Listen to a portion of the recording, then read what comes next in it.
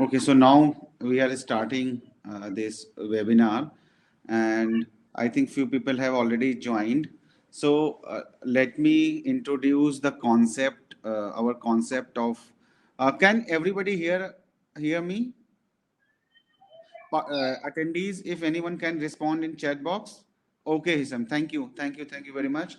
So, my name is Atul, and I am running this organization, Unique Institute of Behavioral Sciences, from last uh, like 13, 14 years.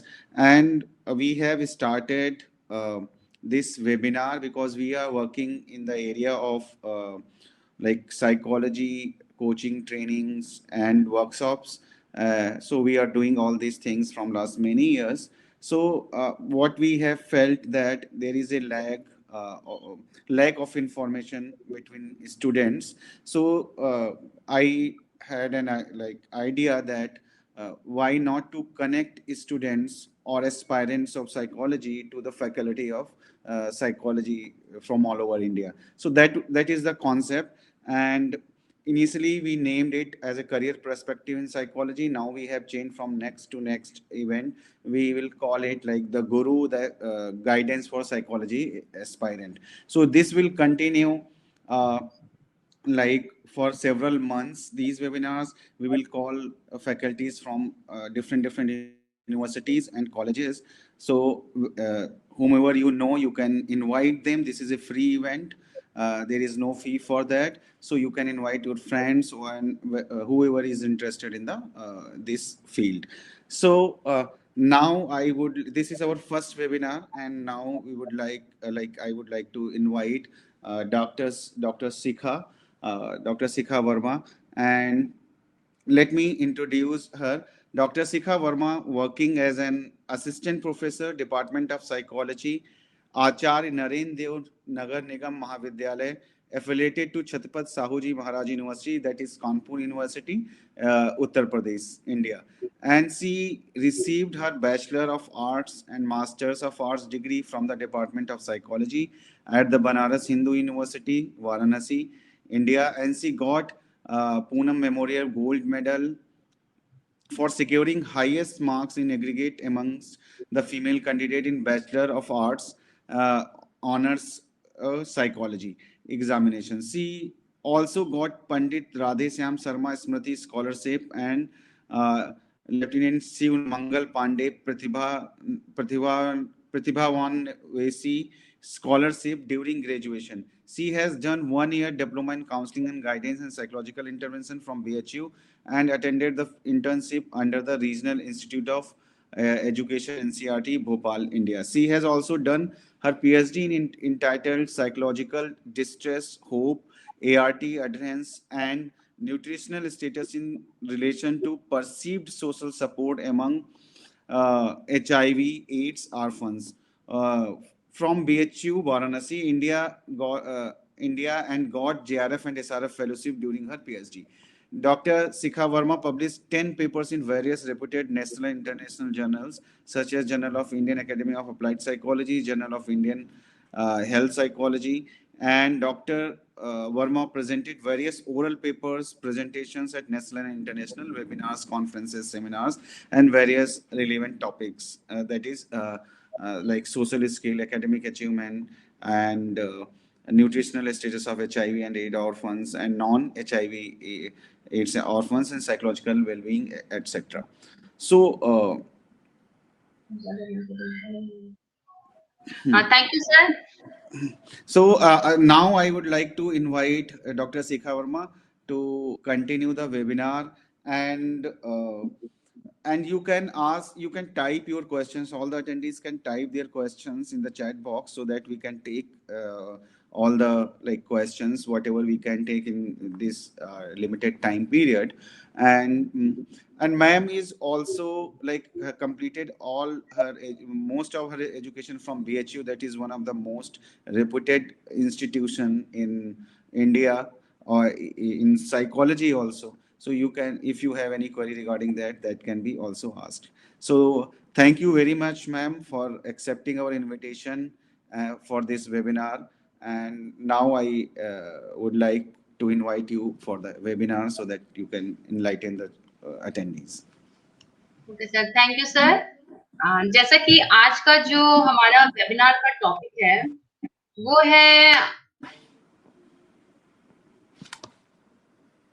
ठीक है, लेकिन यहाँ पे सिर्फ हम करियर की बात तो करेंगे, लेकिन फर्स्ट ऑफ ऑल हम बात करेंगे courses related to psychology. Okay, तो यहाँ पे जो स्टूडेंट्स ज्वाइन हुए हैं, होप सो कुछ स्टूडेंट को साइकोलॉजी के फील्ड के बारे में, साइकोलॉजी के कोर्सेज के बारे में, आफ्टर साइकोलॉजी में जब आप एमए कर लेते हैं तो करियर अपॉर्चुनिटी के बारे में नॉलेज होगा। ओके, कुछ स्टूडेंट्स ऐसे होंगे जो कंफ्यूजन के स्टेट में होंगे, they are not proper aware for the particular knowledge. Okay, और कुछ ऐसे स्टूडेंट्स होंगे जो बिल्कुल भी उनको इंफॉर्मेशन नहीं होगी, लैक ऑफ नॉलेज होंगे। ठीक है, तो मैं स्टार्ट करती हूँ बिगिनिंग से। ठीक है, अगर आप साइकोलॉजी पढ़ रहे हैं और साइकोलॉजी में अपना करियर बनाना चाहते हैं तो फर्स्ट ऑफ ऑल आपको जानना है कि करियर के लिए साइकोलॉजी के क्या क्या स्कोप हैं। ओके, तो फर्स्ट हम डिस्कस करेंगे स्कोप ऑफ साइकोलॉजी। तो यहाँ हमने स्कोप ऑफ साइकोलॉजी को 3 कैटेगरी में डिवाइड किया हुआ है। मेरी आवाज आ रही है? I am audible? I am audible?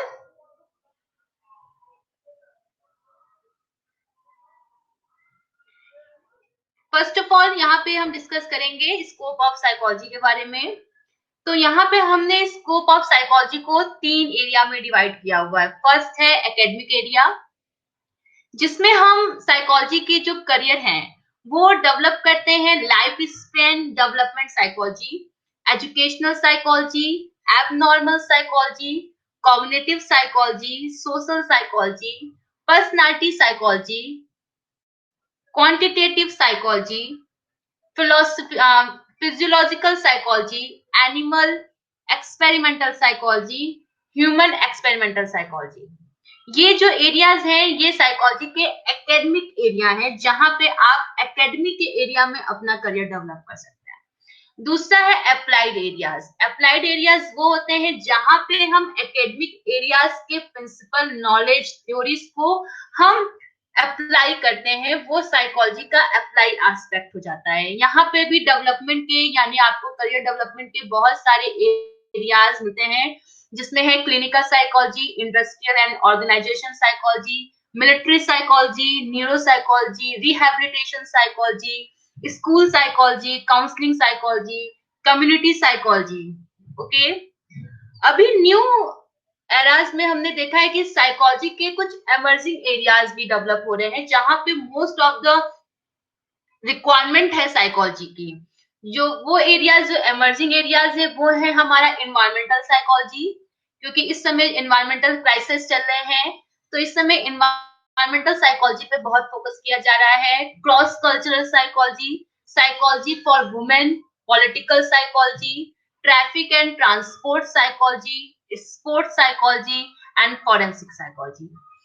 तो फर्स्ट ऑफ ऑल हमने ये देखना है कि साइकोलॉजी के कितने स्कोप हैं, और जब इतने स्कोप होते हैं तो you have definitely build a bright career in a psychology.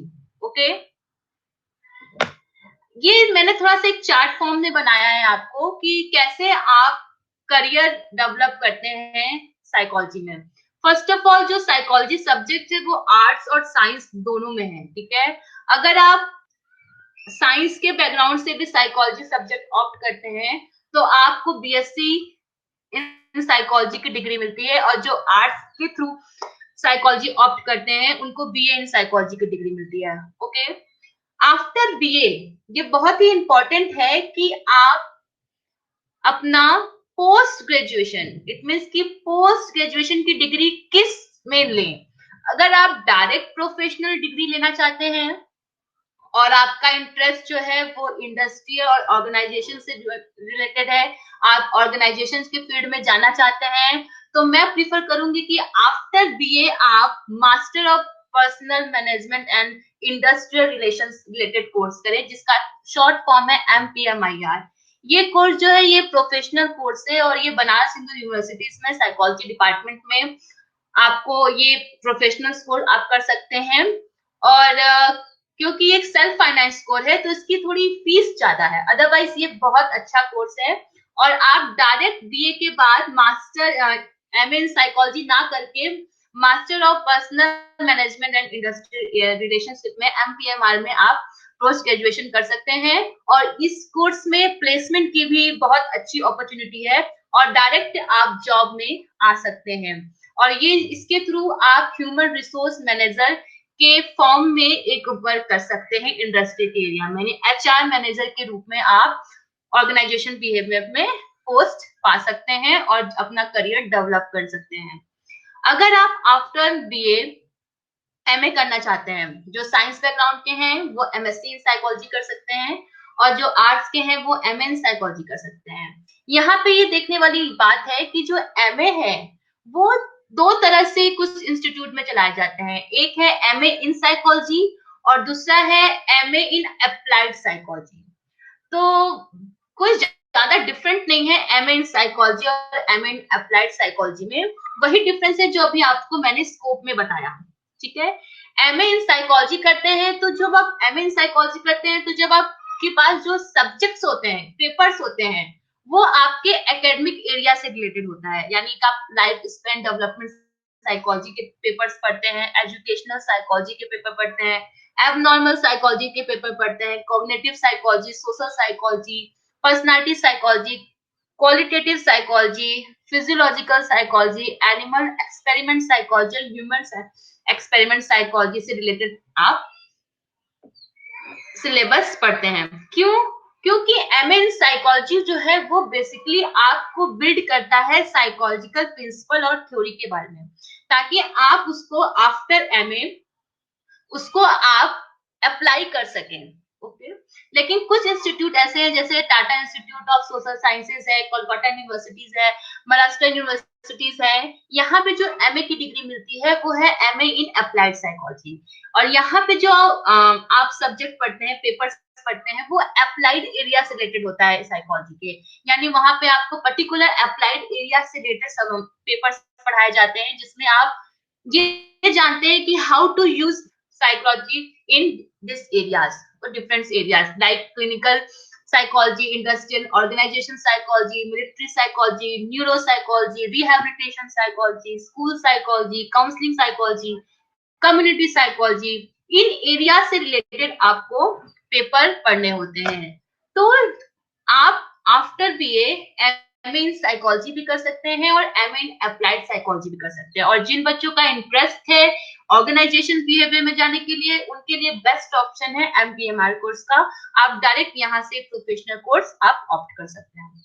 उसके बाद हम यहाँ पे डिस्कस करने वाले हैं कि आफ्टर एमए आपके पास क्या क्या जॉब ऑप्शंस होते हैं। जो आज के वेबिनार का मेन हमारा फोकस है कि जॉब ऑप्शंस, करियर पर्सपेक्टिव्स। तो आफ्टर एमए आप साइकोलॉजी से करते हैं तो आपके पास इतने सारे जॉब ऑप्शंस खुल जाते हैं। ठीक है, जिसमें फर्स्ट है jobs at college and universities, second है job in local state and federal government, तीसरा है job in health care and mental health services and job in business skill marketing and advertising.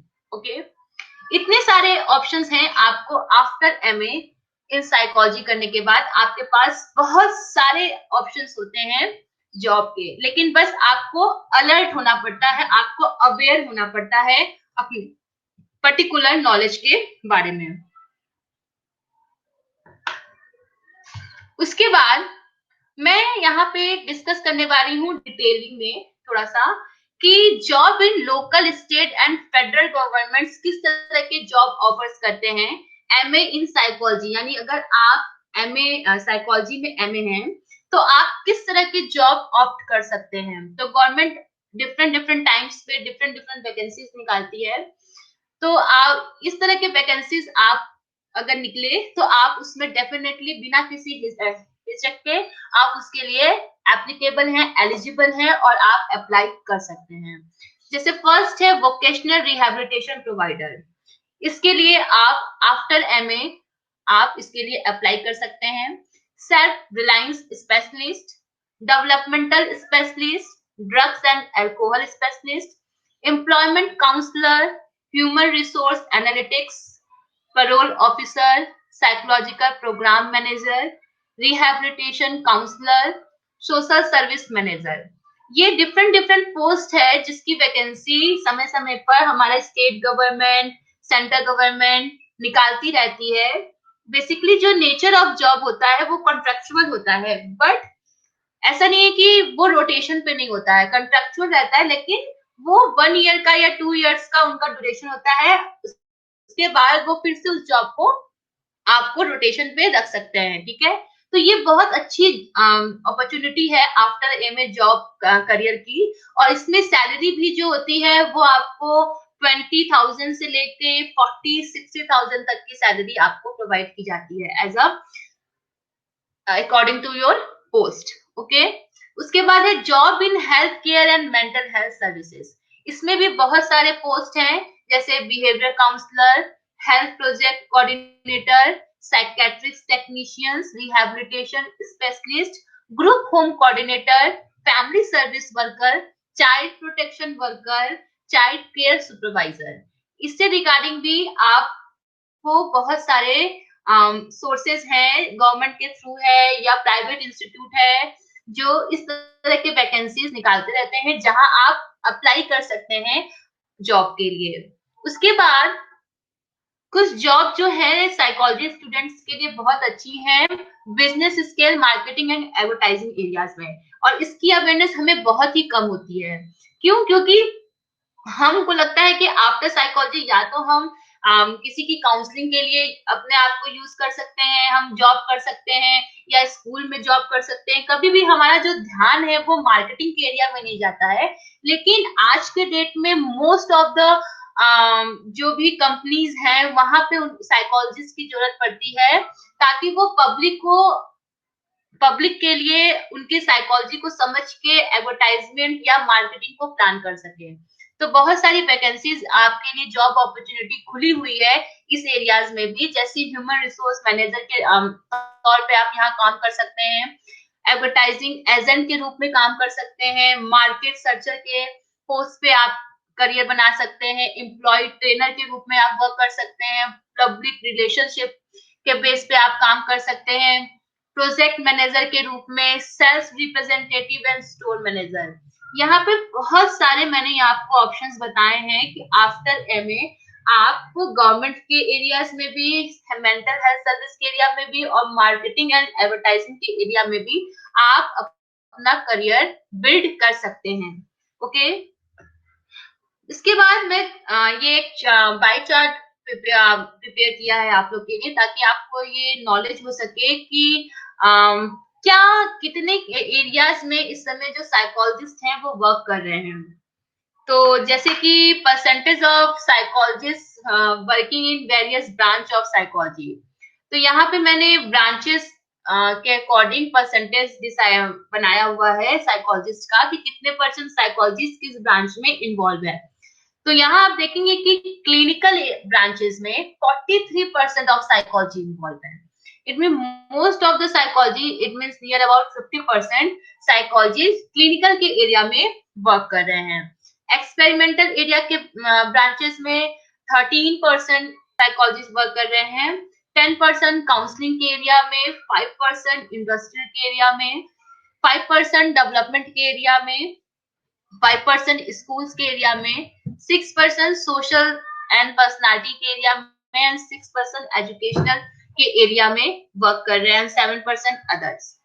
तो ये बहुत ही इंटरेस्टिंग है। एक और बाय चार्ट है जिसमें मैंने बताया है कि percentage of psychologist working in various institute wise यहाँ पे मैंने डिवीजन दिखाया हुआ है कि कितने परसेंट साइकोलॉजी इंस्टीट्यूट वाइज काम कर रहे हैं।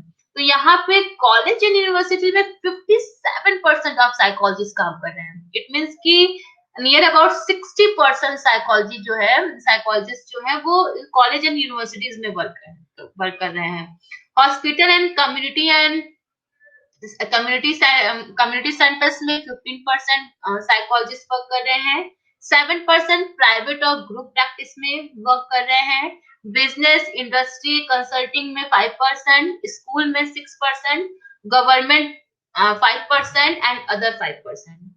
तो ये बहुत ही इंटरेस्टिंग है कि क्या रीजन है कि मोस्ट ऑफ द जो साइकोलॉजिस्ट एरिया है वो या तो क्लिनिकल के एरियाज में है या कॉलेज एंड यूनिवर्सिटीज के एरिया में है। क्या रीजन है, क्या लगता है आपको, क्या रीजन हो सकता है? एनीवन? क्या रीजन है कि मोस्ट ऑफ द जो साइकोलॉजिस्ट हैं वो क्लिनिकल के एरिया में है या कॉलेज एंड यूनिवर्सिटीज के एरिया में है? Anyone can speak?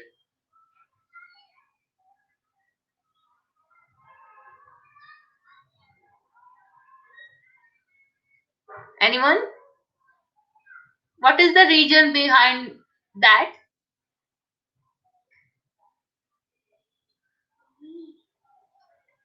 इसके पीछे ये रीजन हम देख सकते हैं कि कॉलेज एंड यूनिवर्सिटीज में 57% है। इसका ये मतलब हुआ कि मोस्ट ऑफ द टाइम जो वैकेंसीज आती हैं या आपके पास जो हायर डिग्री है एमए की, ठीक है, उसके बाद आपके पास एक ऑप्शन होता है हमारे यूनिवर्सिटी ग्रांट कमीशन द्वारा एलिजिबिलिटी टेस्ट का। ओके, यूनिवर्सिटी ग्रांट कमीशन ने एक एलिजिबिलिटी टेस्ट डिसाइड किया जिसे मोस्ट ऑफ द आप नेट कहते हैं, ठीक है, नेट है, जीआरएफ है। तो ये क्राइटेरिया ये डिसाइड करता है कि अगर आप इस क्राइटेरिया को पास कर लेते हैं, उनके कट ऑफ लिस्ट को आप पास कर लेते हैं, now you are eligible for the lectureship assistant professor. तो after MA most of the student try करते हैं नेट एंड जीआरएफ के लिए, ओके, एकेडमिक एरिया में जाने के लिए। अभी जैसे मैंने फर्स्ट ऑफ ऑल आपको डिस्कस किया था स्कोप ऑफ साइकोलॉजी, ठीक है। तो मोस्ट ऑफ द जो साइकोलॉजिस्ट पढ़ने के बाद, एमए करने के बाद, मोस्ट ऑफ द स्टूडेंट का जो इंटरेस्ट होता है वो एकेडमिक एरिया की ओर रहता है, ठीक है। और यूजीसी ग्रांट कमीशन ने एक आपको हेल्दी इन्वायरमेंट दिया है कि अगर आप ये क्राइटेरिया पास कर लेते हैं, नेट का एग्जाम पास कर लेते हैं, now you are very easily receive the post of assistant professor in any college and university all over the India. So तो यहाँ पे इस कारण जो परसेंटेज है साइकोलॉजिस्ट का वो यहाँ पे ज्यादा है, ठीक है। तो एमए के बाद आप नेट कर सकते हैं और net is the best opportunity अगर आप एकेडमिक एरिया में इंटरेस्ट रखते हैं, ठीक है। और यहाँ पे सिर्फ कॉलेज एंड यूनिवर्सिटीज में टीचर की जो रिस्पॉन्सिबिलिटी होती है वो सिर्फ टीचिंग तक नहीं होती है। यहाँ पे जो टीचर्स जो साइकोलॉजिस्ट होते हैं उनकी रिस्पॉन्सिबिलिटी काफी बड़ी होती है। उनको टीचिंग के साथ साथ अदर रिस्पॉन्सिबिलिटीज भी प्रोवाइड की जाती है यूनिवर्सिटीज एंड कॉलेज की तरफ, जैसे कि गाइडेंस एंड काउंसलिंग की फैसिलिटीज या सेल्स में वो वर्क करते हैं, अपना कंट्रीब्यूशन देते हैं, या रिक्रूटमेंट सेल्स में भी वो अपना कंट्रीब्यूशन देते हैं, ठीक है।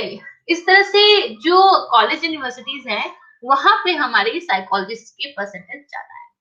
सेकंड है कि क्लिनिकल के एरिया में क्यों इतना ज्यादा है, 43% ऑफ इस ब्रांच में भी साइकोलॉजिस्ट के परसेंटेज जो है वो इंक्रीज है। वो इसलिए इंक्रीज है क्योंकि एमए के बाद और किसी भी एरियाज में वर्क करने के लिए आपको पर्टिकुलर डिग्री की जरूरत नहीं है, ठीक है, और कोई स्पेसिफिक डिग्री नहीं है। आफ्टर एमए आप किसी भी एरिया में वर्क कर सकते हैं, ठीक है। लेकिन स्पेसिफिकली क्लिनिकल के एरिया में आफ्टर एमए अच्छी अपॉर्चुनिटी है करियर बिल्ड करने की। अगर आप खुद का एज अ साइकोलॉजिस्ट अपनी खुद की क्लिनिक खोलना चाहते हैं या किसी हॉस्पिटल में काम करना चाहते हैं तो आफ्टर एमए आप एमफिल भी कर सकते हैं। MPhil is the most popular course in clinical psychology और ये बेस्ट कोर्स है उन लोगों के लिए जो एकेडमिक न जाके प्रैक्टिकल क्लिनिकल के नॉलेज को प्रैक्टिकली यूटिलाइज करना चाहते हैं, क्लिनिकली वर्क करना चाहते हैं, ठीक है। तो अगर आपका इंटरेस्ट है क्लिनिकल के एरिया में, प्रैक्टिस के एरिया में, अपना खुद का क्लिनिक भी आप बिल्ड कर सकते हैं, तो आप एमफिल कर सकते हैं। तो यहाँ पे मैंने कुछ हायर डिग्री इन साइकोलॉजी के बारे में डिस्कस किया हुआ है कि आफ्टर एमए जो करियर है, आप उतने सारे एरियाज में अपने करियर बिल्ड कर सकते हैं, जैसे कि लोग स्टेट एंड फेडरल गवर्नमेंट्स में जो पोस्ट निकलती हैं उसमें आप अप्लाई कर सकते हैं, मेंटल हेल्थ एंड सर्विसेज में आप काम कर सकते हैं, इसमें आप किसी भी क्लिनिक में, किसी भी हॉस्पिटल में आप आफ्टर एमए वर्क कर सकते हैं as a psychiatrist, behaviour counsellor, family work, schools में आप काउंसलर की पोस्ट कर सकते हैं, ठीक है। लेकिन अगर आप हायर डिग्री इन साइकोलॉजी लेना चाहते हैं, तो यहाँ पे मैंने कुछ हायर डिग्री इन साइकोलॉजी को कैटेगराइज किया हुआ है। जैसे फर्स्ट है पीएचडी, पीएचडी इन साइकोलॉजी, आप पीएचडी कर सकते हैं, या आपका पर्टिकुलर क्लिनिकल में इंटरेस्ट है और आप क्लिनिकल में ही पीएचडी डिग्री करना चाहते हैं, तो सीआईपी से आप क्लिनिकल में आप पीएचडी कर सकते हैं, ठीक है। जो सीआईपी है हमारा, वो सेंट्रल इंस्टीट्यूट ऑफ साइकेट्रिस्ट, ये बहुत ही रिनाउंड इंस्टीट्यूट है हमारे इंडिया का और साइकेट्रिक्स डिपार्टमेंट का, और यहाँ से जो डिग्री होती है अगर आप परसीव करते हैं तो वो बहुत ही रिनाउंड मानी जाती है, ठीक है। और आप बहुत अच्छी अपॉर्चुनिटी, कहीं भी आपको अच्छी जॉब प्रोवाइड मिलती है और यहाँ से भी आपको प्लेसमेंट मिलता है अगर आप सीआईपी रांची से पीएचडी करते हैं या एमफिल करते हैं।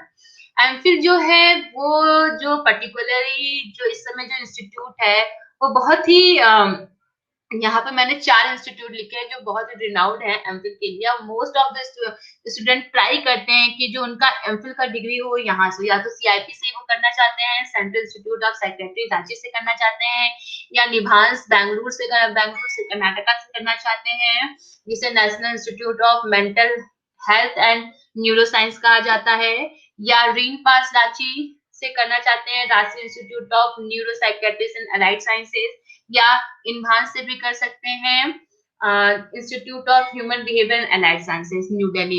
ये 4 बेसिकली मैंने आपको यहाँ पे बताया क्योंकि ये बहुत ही रिनाउंड इंस्टीट्यूट है, मोस्ट ऑफ द स्टूडेंट यहाँ से एमफिल करना चाहते हैं। लेकिन यहाँ की एमफिल जो है आप कर सकते हैं, लेकिन यहाँ पे आपको एंट्रेंस क्वालिफाई करना पड़ता है, देन यू सेलेक्ट, तो आप आफ्टर इंटरव्यू आपको वो सिलेक्ट किया जाता है, यानी प्रोसेस उनका काफी लंबा है, पहले एंट्रेंस होगा, फिर इंटरव्यू होगा, देन वो सिलेक्ट करते हैं कैंडिडेट को, ओके। तो यहाँ से अगर मैं प्रीफर करूंगी तो मैं चाहूंगी कि आप अगर क्लिनिकल के एरिया में अपना करियर बनाना चाहते हैं तो आप इन 4 इंस्टीट्यूट से एमफिल कर सकते हैं, क्योंकि रिनाउंड इंस्टीट्यूट है और आरसीआई से अप्रूव्ड है। इसके अलावा भी बहुत सारे अच्छे इंस्टीट्यूट है जहां से आप एमफिल कर सकते हैं। अगर आप यहाँ से नहीं कर पा रहे हैं तो आप अदर इंस्टीट्यूट से भी कर सकते हैं, जैसे कि king George medical college KGMC Lucknow, वो भी एमफिल कराते हैं और ये आरसीआई अप्रूव्ड है। और institute of mental health hospital Agra, ये भी एमफिल कराते हैं, ये भी आरसीआई अप्रूव्ड है। गौतम बुद्ध यूनिवर्सिटी एमफिल की डिग्री देते हैं, इनका भी आरसीआई अप्रूव्ड है। और Amity university Noida and Lucknow branches, both इनके दोनों ब्रांचेस में MPhil in clinical psychology provide की जाती है और वो आरसीआई अप्रूव्ड है। तो यहाँ से भी आप एमफिल के कोर्सेस कर सकते हैं। इसके अलावा अगर आप एमए इन साइकोलॉजी में ही अपना करियर डेवलप करना चाहते हैं, आप हायर डिग्री में नहीं जाना चाहते हैं और आफ्टर एमए ही आप जॉब में आना चाहते हैं, तो कुछ रिक्वायरमेंट होती हैं, कभी कभी गवर्नमेंट के तरफ से भी रिक्वायरमेंट मांगी जाती है। जैसे गवर्नमेंट ने काउंसलर की पोस्ट निकाली या रिहेबिलिटेशन की पोस्ट निकाली, तो वो एक डिप्लोमा एंड सर्टिफिकेट कोर्स की भी एलिजिबिलिटी में रखते हैं कि MA in psychology plus diploma and certificate course. तो यहाँ पे मैंने 3 कोर्सेज के बारे में डिस्कस किया हुआ है जो 1 ईयर के कोर्सेज हैं। फर्स्ट है 1 year PG diploma in counselling guidance and psychological intervention, ये कोर्सेज बीएचयू में चलाए जाते हैं, ये 1 ईयर का कोर्स है। दूसरा है 1 year PG diploma in counselling and psychotherapy, ये कोर्स है बीएचयू की ही ब्रांच है बरकच्चा यूनिवर्सिटीज में, उसमें ये डिप्लोमा कोर्स कराया जाता है। और लास्ट है 1 year post graduate diploma in counselling guidance and counselling, ये कानपुर यूनिवर्सिटी में अभी न्यू कोर्स स्टार्ट हुआ है। आप यहाँ से भी diploma and certificate course collect कर सकते हैं अगर आप सिर्फ आफ्टर एमएस साइकोलॉजी में आप करियर डेवलप करना चाहते हैं। तो ये जो कोर्सेज है ये आफ्टर एमए अगर आप एक डिप्लोमा कोर्स 1 ईयर का कर लेते हैं तो you get more opportunity to get the better job in compare comparison to other. तो यहाँ पे आपको ये देखना है अपना इंटरेस्ट, ठीक है। सबसे पहले आपको अपना इंटरेस्ट देखना है कि आपका इंटरेस्ट क्या है। अगर आपका इंटरेस्ट जो है साइकोलॉजी के किस ब्रांच में है, या आपका ब्रांच, जैसे भी मैंने आपको डिस्कस किया कि अगर आपको क्लिनिकल साइकोलॉजी में बनाना है करियर, तो आपको पहले से प्लान करना पड़ेगा कि आप जो एमए करेंगे, और एमए में सिर्फ एमए इन साइकोलॉजी कर लेना ही बहुत बड़ी बात नहीं है, ठीक है। आपको इस बात का भी ध्यान रखना होगा कि ड्यूरिंग द एमए आप कौन से पेपर ऑप्ट कर रहे हैं, ठीक है। क्योंकि फाइनल जब आप एमए करते हैं तो फाइनल ईयर के लेवल पे आपको बहुत सारे ऑप्शनल पेपर्स पढ़ने को मिलते हैं, जिसमें आप रिहैबिलिटेशन साइकोलॉजी है, साइकोलॉजी है, काउंसलिंग साइकोलॉजी है, ऑर्गेनाइजेशन एचआर है। तो वहां पे आपको ये ध्यान देना होगा कि किस पेपर को आप ऑप्ट करें, ठीक है, अकॉर्डिंग टू योर इंटरेस्ट। वहीं से आपका इंटरेस्ट डिसाइड होगा कि आपको साइकोलॉजी के किस एरिया में अपना करियर बिल्ड करना है। इससे ये होगा कि मान लीजिए अगर आपको ऑर्गेनाइजेशन में इंटरेस्ट है और आपने पेपर भी जो ऑप्ट किया था फाइनल ईयर में और वो ऑर्गेनाइजेशन से रिलेटेड है, तो आपकी जो बेसिक कंसेप्चुअल होती है, कंसेप्चुअल क्लैरिटी होती है, वो बहुत अच्छी हो जाती है। और जब आप पर्टिकुलर उस फील्ड में काम करते हैं तो आप अपनी नॉलेज को, साइकोलॉजिकल प्रिंसिपल थ्योरीज को अपने प्रैक्टिकल फील्ड में बहुत अच्छा अप्लाई कर लेते हैं। लेकिन अगर आपने पढ़ा है क्लिनिकल के पेपर्स और आप आफ्टर एमए काम करने जा रहे हैं किसी इंडस्ट्री एरियाज में, तो वहां पे आपको प्रॉब्लम फेस करनी पड़ सकती है। आपको लगेगा कि अरे मुझे कुछ समझ नहीं आ रहा है, इसको कैसे करें, ठीक है। तो फर्स्ट ऑफ ऑल आपको अपने इंटरेस्ट के अकॉर्डिंग ही पेपर सेलेक्ट करने हैं, ताकि आफ्टर एमए आप जो भी करियर डिसाइड कर रहे हैं, जिस भी करियर एरिया में जा रहे हैं करियर डेवलप करने, वो आपके अकॉर्डिंग होना चाहिए, आपके इंटरेस्ट के, आपके पेपर के अकॉर्डिंग होना चाहिए, ठीक है। तो होप सो मेरे इस लेक्चर से काफी कुछ क्लियर हो गया होगा आपको कि आप कैसे कैसे साइकोलॉजी में करियर डेवलप कर सकते हैं और किन किन एरियाज में डेवलप कर सकते हैं। बहुत सारे एरियाज हैं, अब तो साइकोलॉजी के बहुत सारे एरियाज और एमर्ज हो रहे हैं जिसमें आप करियर डेवलप कर सकते हैं। यहाँ ढेरों लिस्ट है मेरे पास, और इन केस यहाँ पे आप देखेंगे कि मेरे पास कुछ प्रैक्टिकल्स भी हैं जहाँ पे बच्चे इस समय वर्क कर रहे हैं। मोस्ट ऑफ द स्टूडेंट जो है मेरे वो स्कूल काउंसलिंग के एरिया में यूज कर रहे हैं। कानपुर में एक रिहैबिलिटेशन सेंटर्स है, वहां पे मेरे कॉलेज मेरे खुद के स्टूडेंट्स वर्क कर रहे हैं, तो they are very happy doing their job. Okay, so first of all you get interest, okay, and then decide which one is correct and which one is suitable for your career. Okay, thank you. uh, thank you for listening. Okay, ma'am. So, anyone, if they want to ask any question, they can put that question in the chat box. And one more thing, ma'am, there are some question, um like some people of from Arindu. I think one question is from Arindu. Both the question are from Arindu. Like some people of psychology say that they provide training in both clinical and counseling psychology. How is it possible? So, would you like to answer, ma'am? Please repeat the question, sir. Some people of psychology say that they provide training in both clinical and counseling psychology. How is it possible? तो अगर मैं इस question का answer करूं, because I would like to answer this हाँ sir, question. Okay. Both में Okay. से करते हैं कि सब? Yes, ma'am. You are saying something. Yes, continue करिए सर, कंटिन्यू करिए. Okay. So, Arindu, the like clinical and counseling, like they both are kind of. It is not like they are extremely different or two poles of one like thing. There are like lot of similarity. All the psychological theories which is used for counseling is used for clinical also. The only difference is the severity of the problem. So when you are dealing with less severe problem, you say it counseling psychology, like adjustment issues or stress related issues or job related issues, all those things. When it comes to clinical psychology, then it means you are dealing with more severe kind of problem like severe depression, schizophrenia, mood disorders, and all those kind of things. So the people can provide both kind of training. So there is no issue in that, because there is a very thin line. Even if you will read on like theoretical books also, the definition is like that only. They say there is no clear cut boundary between clinical and counseling psychology. So that is there. And second question is part-time PhD. What is part-time PhD? I think Sikha ma'am will tell you, because she is from like educational background. So I am a clinical psychologist. So she is better person to answer this. What is part-time PhD?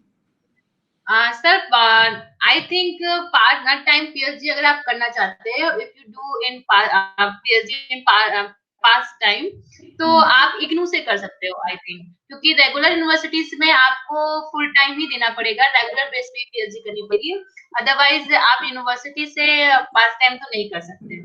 अगर आप करना चाहते हैं, आप personal से PhD कर सकते हैं।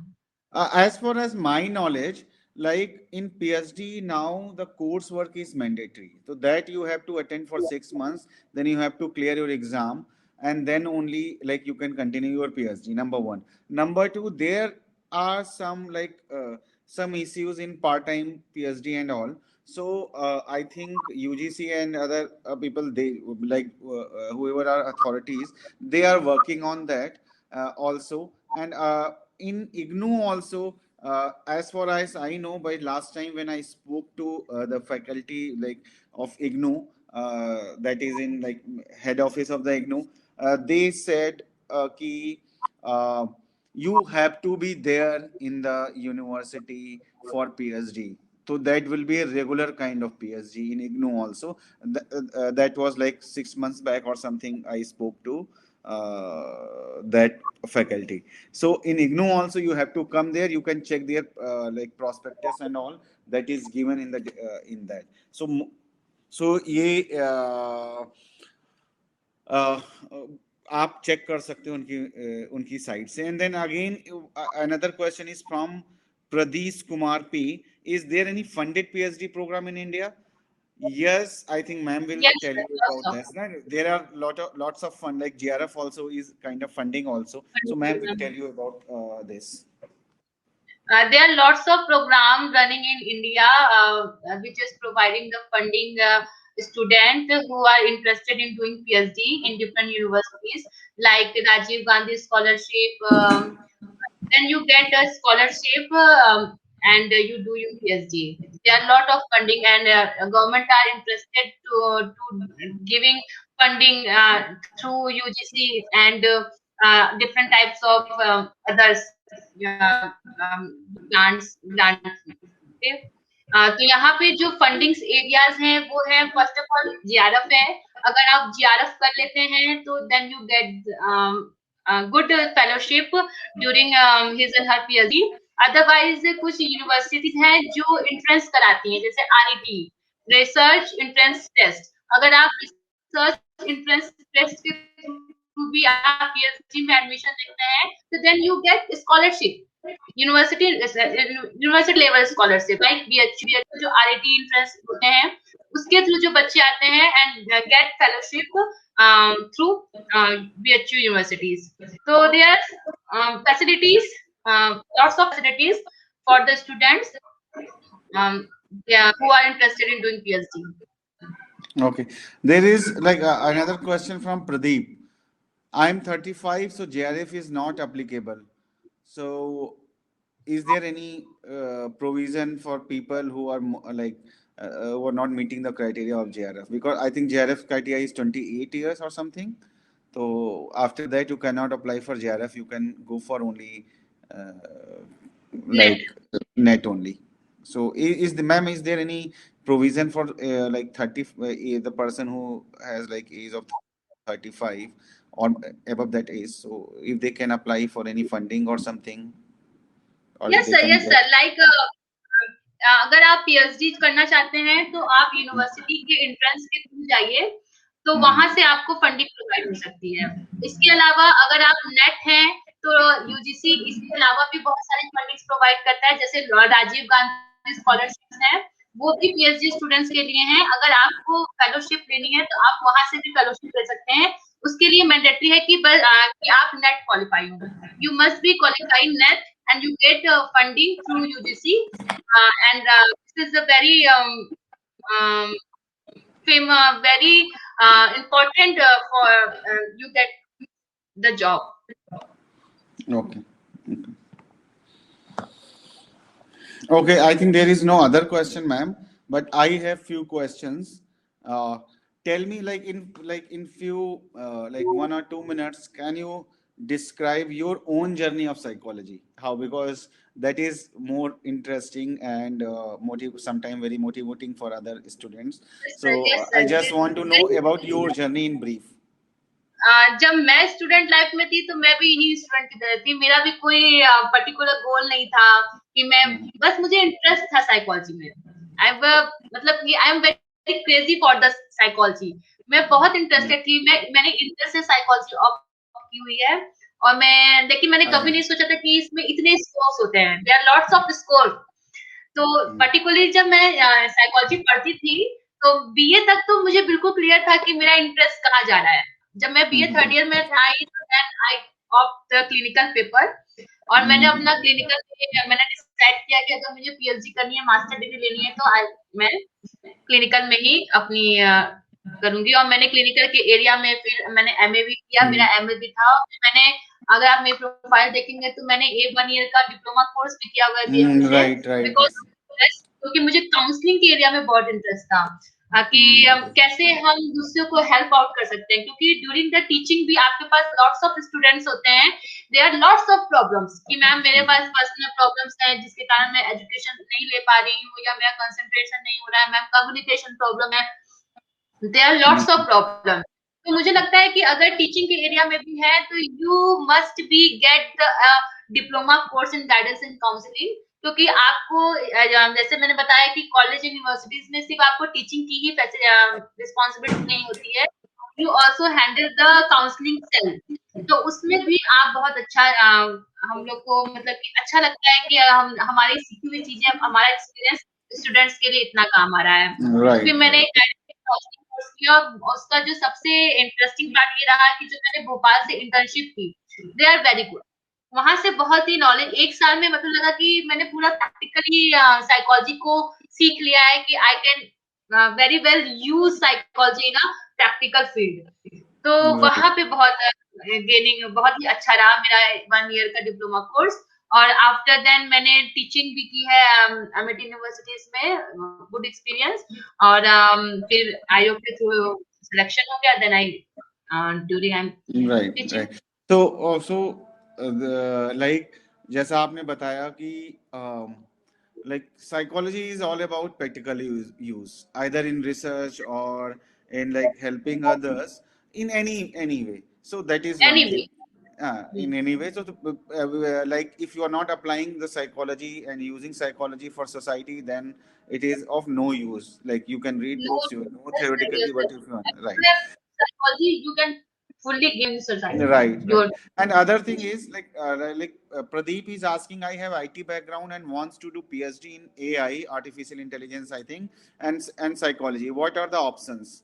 So I think there is a institute that is CBCS in Allahabad, cognitive like cognitive You have behavioral. also opportunity in BHU. BHU have also the, yes sir, cognitive Okay. cognitive वहाँ पे भी studies होते हैं. So you are also applying for the if he is interested in a IT Right. background. Yes. He is from IT background, so he can apply in Allahabad University. The full name I am forgetting, as like CBCS and BHU, and there is one more sometimes like IITs also takes this kind of projects, so you can work in that. But for that you have to Kanpur IT IIT Kanpur. Yes sir. Okay, in IIT Kanpur, so you can apply there, but you should clear the examination of them, and that will include psychology also. They take students from the different backgrounds, so you can go there and you can pursue your like passion, whatever like in AI you want to study, like PhD or research. ठीक है. And there is no other question, so I am asking one more question to you. Just tell us about Kanpur University and different courses offered by the Kanpur University. I am also discussed in Kanpur University's MA in psychology. यहाँ MA in psychology चलता है. आप university से MA in psychology कर सकते हैं. Otherwise अभी जो इस ईयर स्टार्ट हुआ है course 1 year PG diploma counselling guidance, आप वो कर सकते हैं. जैसे कि पहला वाला क्वेश्चन था कि काउंसलिंग और गाइडेंस दोनों की ट्रेनिंग एक साथ कैसे होती है. तो सर ने बहुत अच्छा बताया कि इसमें सिमिलैरिटी होती है, इसलिए इसकी ट्रेनिंग साथ में दी जाती है. और डिफरेंस यहाँ पे ये है कि जो गाइडेंस है वो डायरेक्टिव है, और जो काउंसलिंग का एरिया है वो बेसिकली एक प्रोफेशनल है. तो उसमें आपको डिफरेंस बताया जाता है कि अगर आप किसी को गाइड कर रहे हैं तो उसमें आपको किस तरह से किसी का गाइडेंस करना है, यानी गाइडेंस मींस आप उसको डायरेक्शन प्रोवाइड करते हैं, basically selection of subject, selection of job, this kind of problem. अगर आप काउंसलिंग के एरिया में जा रहे हैं तो वहां पे आप पर्सनल प्रॉब्लम्स डील करते हैं, और उसके लिए फर्स्ट ऑफ ऑल आपको एक प्रोफेशनल रिलेशनशिप मेंटेन करना पड़ता है क्लाइंट के साथ, तब वो आपके साथ अपनी पर्सनल प्रॉब्लम शेयर करता है, अदरवाइज वो नहीं शेयर करता है. तो ये जो ट्रेनिंग है वो ट्रेनिंग के ड्यूरिंग द ट्रेनिंग ही आपको बताया जाता है कि आप गाइडेंस दे रहे हैं या काउंसलिंग दे रहे हैं. ठीक है, तो वहां पे डिफरेंशिएट किया जाता है, इसलिए ये ट्रेनिंग कंपाइल दी जाती है ताकि आपको ये समझ में आए कि what is the basic difference between the guidance and counselling. अगर आपके सामने कोई अपनी पर्सनल प्रॉब्लम लेके आ रहा है, आप उसको गाइडेंस की तरफ प्रोवाइड कर रहे हैं, तो वो पर्सन कभी भी आपकी बात नहीं सुनेगा और अपनी प्रॉब्लम भी सॉल्व नहीं होगी. तो किस तरह का पर्सनल प्रॉब्लम है तो आप उसको काउंसलिंग के टेक्निक्स एंड टूल्स यूज करके उसकी प्रॉब्लम को सॉल्व करेंगे. ये बेसिकली आपको इस कोर्स में बताया जाता है, और डिफरेंट टाइप्स ऑफ पेपर पढ़ाए जाते हैं, कैसे आप क्लाइंट को डील करेंगे उस स्टेटस पे आप कर सकते हैं. तो ये कोर्स जो है वो कानपुर यूनिवर्सिटीज में इस ईयर स्टार्ट हुआ है, और वो वेल रिकॉग्नाइज्ड है. आप वहां से भी कर सकते हैं, और बीएचयू के 2 मैंने कोर्स बताए, कोर्स आप वहां से भी कर सकते हैं. और कानपुर में सिर्फ एमए इन साइकोलॉजी है, अप्लाइड साइकोलॉजी में एमए इन अप्लाइड साइकोलॉजी नहीं है, आप एमए सिर्फ साइकोलॉजी में. Okay, thank you, ma'am.